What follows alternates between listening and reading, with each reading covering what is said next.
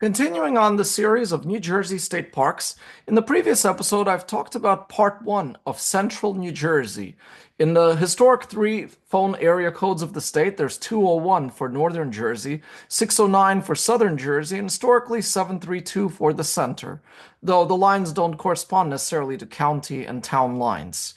You can see some of the flags and town emblems I've put up for this region includes the town of Princeton, Toms River, Asbury Park, the capital city of Trenton, and Long Beach, New Jersey, not to be confused with Long Beach, New York, or Long Beach, California, which are also beach towns. But before I go into the continuation of central New Jersey, there are three parks in northern New Jersey that I forgot to mention in an earlier episode. So here they are. Farney State Park. It's 4,866 acres, acquired by the state in 1943, located in the town of Rockaway. Has hiking trails and a forest with views of Split Rock Reservoir that supplies the city of Newark. So this park is surrounded by campgrounds and parts of the New York City watershed that are protected from development. This park is home to the endangered red-shouldered hawk and the threatened barred owl. Numerous trails cross this natural area, and within this park is Camp Lewis, used by the Bayonne chapter of the Boy Scouts of America. Camp Lewis is named for the son of William and Ida Rosenthal, residents of Bayonne, who founded Maidenform Bras. Yeah, so these two Jewish immigrants, entrepreneurs, founded Rosenthal Bras, and sadly their son died of an illness, I believe, at the young age of 23. So Camp Lewis keeps his name alive and still today used by the Scouts within Farney State Park. I was not able to find information on how the park got its name, but you could leave your answers in the comments. Stevens State Park, 805 acres acquired by the state in 1937, located near Hackettstown on the Musconetcong River. Has the remains of one of the Morris Canal locks, and a section of the old canal's towpath that followed the Musconetcong River. The original canal was 90 miles in length, stretching from Newark to Phillipsburg, used in the 19th century to ship coal and iron from the Pocono Mountains to the coastal cities. Within the park is the Amzie Stevens Homestead, built by businessman and farmer Amzie Stevens around 1865, has the French Second Empire style, and plaster, including medallions, decorative doors, exterior brackets, and other things like that. His family donated this land to the state in 1937 while retaining rights to the house. After granddaughter Margaret Stevens Zimmerman died in 2007, the house and its furnishings were turned over to the state as a historic house. Within this park is also the Art New Memorial. He was a local sportsman and a fly casting expert who sadly died of suicide in 1941. The park also has a mine kiln from the time when this area was used for iron mining.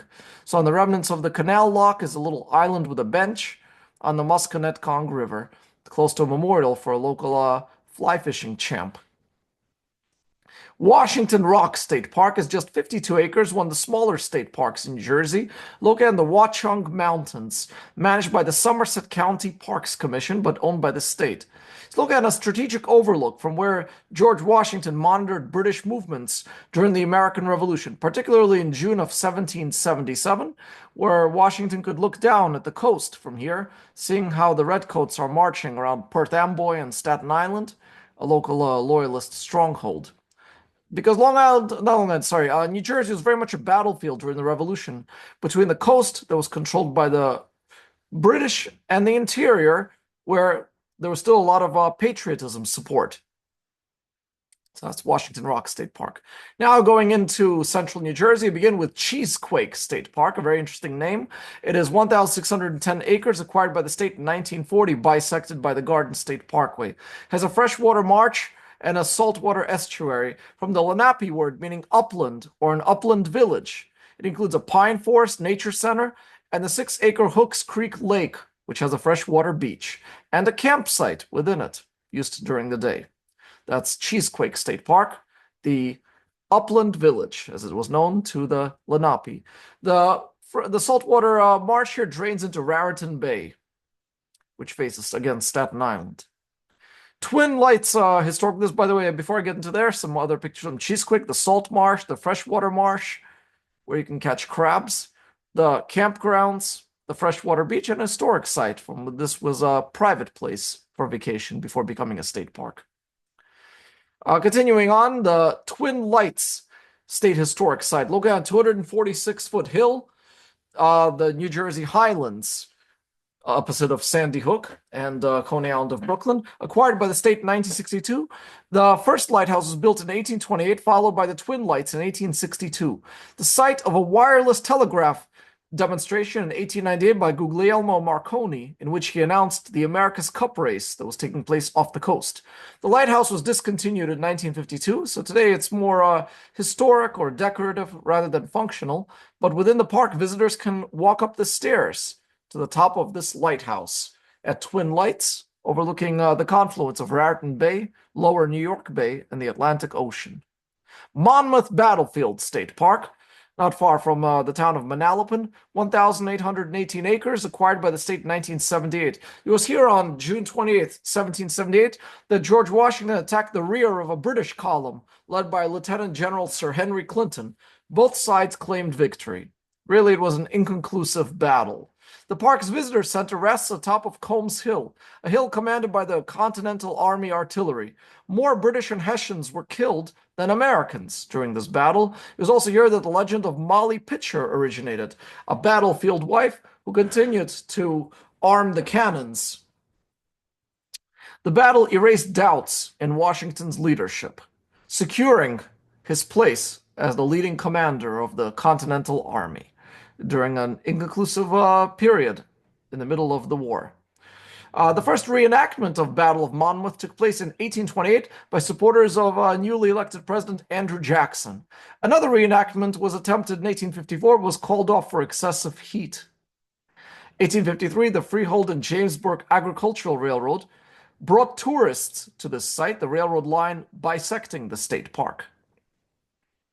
When two battlefield farms were sold to a developer around 1961, local citizens lobbied the state to intervene and preserve this battlefield from suburban development. And that's how it retains its rural scenery today, thanks to a citizens' movement in 1961. And a book about that battle is called Fatal Sunday by Mark Edward Lender and Gary Wheeler Stone about the Battle of Monmouth. And you can see there's historical signs throughout the state park about holding the hedgerows. And the next state park is All Air State Park. 3,205 acres acquired by the state in 1941. Its centerpiece is All Air Village, a historic community from the early 19th century that relied on bog iron deposits here. By 1850, the village had become bankrupt, as the industry was in a decline. James P. Allaire and his son Hal lived in this village as recluses, the unofficial mayors of a declining village. In 1907, newspaper editor Arthur Brisbane bought this property and leased it to the local Boy Scouts, the former village becoming a scout camp. During the Great Depression, Brisbane allowed unemployed people to live here for a time and for the Civilian Conservation Corps to train here. His widow Phoebe then gave this former village to the state in 1941. In 1952, the park received a narrow gauge railroad loop. A village and a train line are both run by nonprofits. The former railroad on the park's edge that once brought people to All Air Village is now the Edgar Felix Bikeway, the first such route in New Jersey, running through this park, a former railroad turned bikeway. The park is also bisected by Interstate 195, which connects the New Jersey Turnpike and Pennsylvania to the Jersey Shore communities. So this is also preserved wilderness. Also, another curiosity within All Air State Park is that in the early 2000s, there were sculptures of dinosaurs made from pieces of wood, sadly, which were later destroyed by vandals. But it was a nice curiosity when the park, while it lasted, appearing on the website Weird New Jersey. So within All Air State Park, you could see signs that talk about its industrial history, James Allaire's efforts to preserve the village as it was. Almost reminds me of that New Jersey-based horror movie with Chevy Chase called Nothing But Trouble, also a crazed industrialist living as a mayor of a small village. But of course, that's another New Jersey movie. Within the All Air Village, the Howell Works used to have its own currency that it's paid its workers, where one Howell dollar was worth one US dollar. So the village had its own currency for a time, and some of the buildings are preserved here within the All Air State Park. A lot of these ways to get to the state parks can be had not just by cars with the turnpike and the parkway, but also by New Jersey Transit, which has railroads and buses throughout the state. New Jersey is one of the smaller states in the country and one of the more densely populated states. Located between the metropolises of New York and Philadelphia, with its own large cities like Newark and Jersey City, New Jersey is one of the more transit-rich states in our country. So you can see these are the active rail lines today, each with its own logos on New Jersey Transit. And there's also a very extensive bus network. But the most transit-friendly state park I mentioned in the northern New Jersey episode, that being Liberty State Park, accessible by light rail, buses, and ferries. New Jersey also has a developing network of rail trails, abandoned railroads deep in the state's interior that are now being opened up to bikes, but could be reopened to rail, perhaps in the far distant future. And within Bergen County and Hudson County, there's the Hudson-Bergen Light Rail, a system designed to connect the communities to the west of New York City. So hopefully there'll be more transit options for the public parks to be connected by public transit. And when we talk about public transit in New Jersey, there are fantasies that appear throughout the internet about expanding bus rapid transit, roads with dedicated lanes for buses. That's almost like a train line without rails. There is a hiking trail that goes through New Jersey from the High Point to Cape May. That's the Cape May bicycle route, so a bikeway to go through the state from north to south. And as well as all kinds of fantasy maps that are not just about expanding New Jersey Transit, but really about bringing back what used to be. Because in the 19th and early 20th century, there was a lot of transit in the state that gradually became unprofitable as a result of cars and airplanes. But all of them you can see include Lakewood, New Jersey, which is the most populated township, hoping to get a reconnection to Newark, Jersey City, and New York. And you can see all kinds of other candidate projects here. New Jersey is also located on the East Coast Greenway, a series of connected bike paths that stretch from Maine to Florida. So almost like Appalachian Trail is for hiking, the East Coast Greenway is for biking. And a lot of these proposed rail routes, bike routes, bus routes run either through state parks or close to state parks. Continuing on with our series on the central New Jersey Princeton Battlefield State Park. It is 681 acres, acquired by the state in 1946. Within this state park, there was a battle between the British and the Patriots on January 1st, 1777. This was an American victory in which the Americans had more men and weapons, while the British suffered more deaths. Much of inland New Jersey, as a result of the Battle of Princeton, then became solidly American territory. The park began with 40 acres and has greatly expanded since then to protect these fields from suburban development. The park includes a trail that connects us to the Delaware and Raritan Canal State Park. This state park has a small cemetery for British and American soldiers who were killed there. And it's also where General Mercer was killed in battle. John Trumbull, a famous painter in the 1820s, made this dramatic history painting called The Death of General Mercer. So you can see Mercer being bayoneted while Washington looks on in this heat of the battle. There's a book about this battle called Revolutionary Princeton by William Kidder. General Mercer's name lives on in Mercer County, New Jersey. Washington Crossing State Park is not far from the Princeton Battlefield State Park, and this is where on Christmas of 1776, Washington had retreated, crossing from New Jersey into Pennsylvania to fight another day, continuing on to Valley Forge and to protect Philadelphia. On the Pennsylvania side of the Delaware River is Washington Crossing State Park of Pennsylvania, which would appear in a Pennsylvania episode of State Parks, if I were to do that. Just like Princeton Battlefield and Monmouth Battlefield, these are fields and forests preserved from development, covered with hiking trails and picnic grounds, and a visitor center that tells the story of this important episode of the Revolutionary War. Known as the Christmas Night Crossing, appearing in a famous painting by Emanuel Leutze. So signs throughout this park that talk about this episode. Now, in my New York episodes of state parks, I also talked about proposed and former state parks.